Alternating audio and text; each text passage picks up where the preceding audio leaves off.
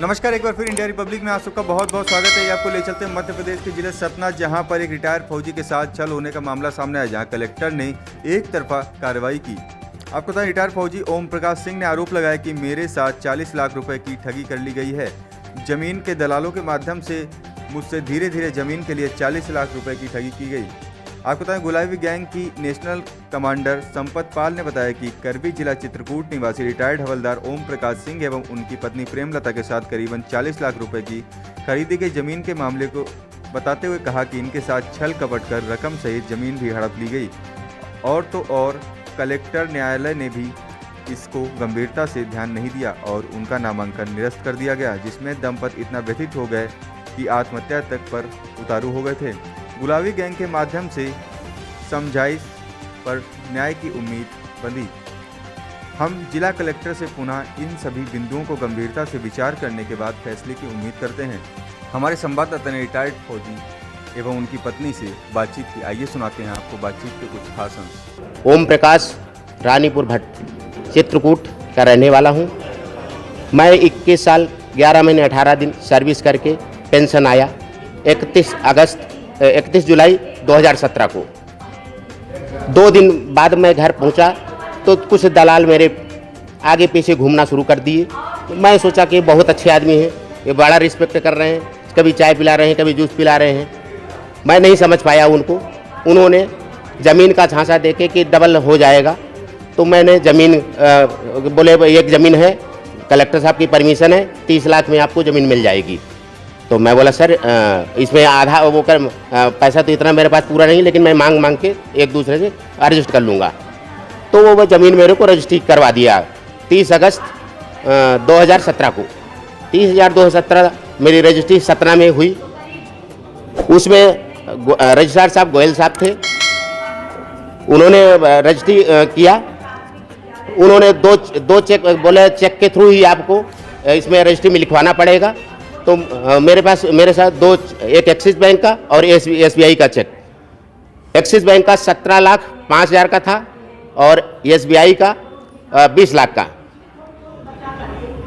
जमीन का सौदा हमारा 30 लाख का हुआ, लेकिन रजिस्ट्री उन्होंने दलालों ने बोला 37 करवाओ तो तुम्हारा ज़्यादा महंगे प्लाट बिकेंगे, क्योंकि मुझे तो 21 साल फौज में रहा, मुझे कोई जानकारी नहीं इस चीज़ के बारे में।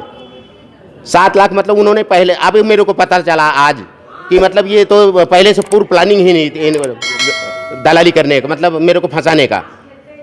रजिस्ट्री हो गई। रजिस्ट्री होने के बाद हम चित्रकूट गए। चित्रकूट होने के इन्होंने 15 मतलब 1 महीने के अंदर अंदर उन्होंने दोनों चेक लगा दिया मेरे को बिना बताए, जबकि रजिस्ट्रार साहब ने इनको सख्त आदेश दिया था कि जब भी आप चेक लगाओगे फौजी को आपने बताएंगे कि आज हम चेक लगा रहे हैं, ये पैसा मैनेज करेंगे। कितने की ठगी हुई आपके साथ? मेरे साथ 41 लाख करीब 37 उसमें रजिस्टर्ड 37 लिखा हुआ है, तो 37 ही बोल सकते हैं, हम ज़्यादा नहीं बोल सकते। तो मैंने उनको 20 लाख का जो चेक था, जब उन्होंने लगाया तो बैंक में वो मतलब वो हो गया, सिग्नेचर डिफर हुआ। सिग्नेचर डिफर होने के बाद 3 लाख का एक चेक मैंने दिया SBI का सीतापुर से। इसके बाद नगद कैश मैंने अपने दोस्त थे व्यापारी, तो उनसे मांग के 3 लाख नगद कैश दिया। 6 लाख मैं तत्काल दे दिया। इसके बाद फिर इन्होंने यहाँ तहसील में ऑब्जेक्शन कर दिया पैसा लेने के बाद कि नामांतरण रोक दिया जाए। तो मैं इनसे बोला कि भाई जब पैसा ले लिए हो तो अब क्यों ऑब्जेक्शन कर रहे हो? तो बोला वो 20 लाख का चेक नहीं भेजा इसलिए।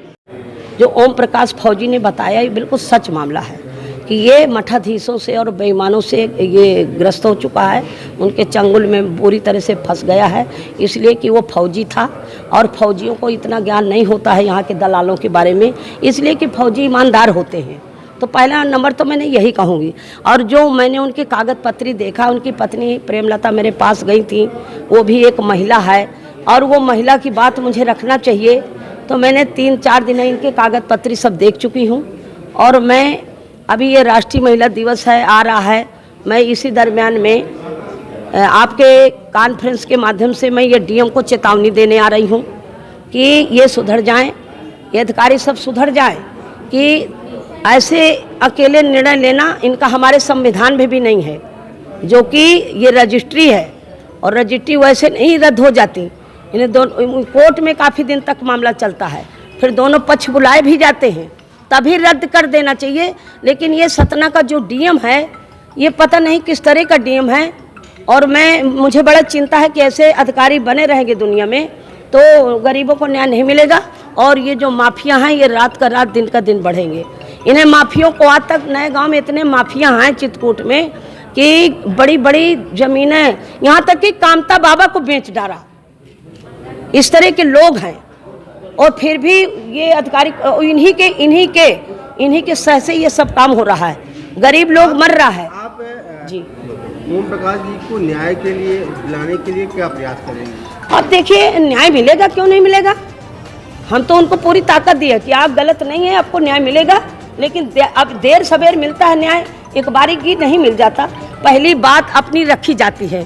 पहले कहते हैं ना कि कोर्ट रिपोर्ट, काला कोर्ट, राजकोट, ठीक, और इन कोर्टों से अगर ओम प्रकाश हारा तो सीधा गुलाबी गैंग का बांस कोर्ट अभी नहीं चला पाएंगे, इसलिए कि पहले हम पूछे तो कि ये मामला है क्या, ऐसा क्यों हुआ, और फिर देखना सतना में क्या होने वाला है। जनता से बड़ी अदालत नहीं होती, सबसे बड़ी जनता ही अदालत होती है। और जनता इकट्ठा हो जाए तो वैसे ऐसे अधिकारी ना ये नीचे उतर आएंगे। और देख लेना, नीचे उतरेगा कलेक्टर, सवाल करेंगे आपकी मीडिया के सामने कि ऐसा क्यों हुआ, हमें बताइए आप। और मैं आ रही हूँ जल्दी।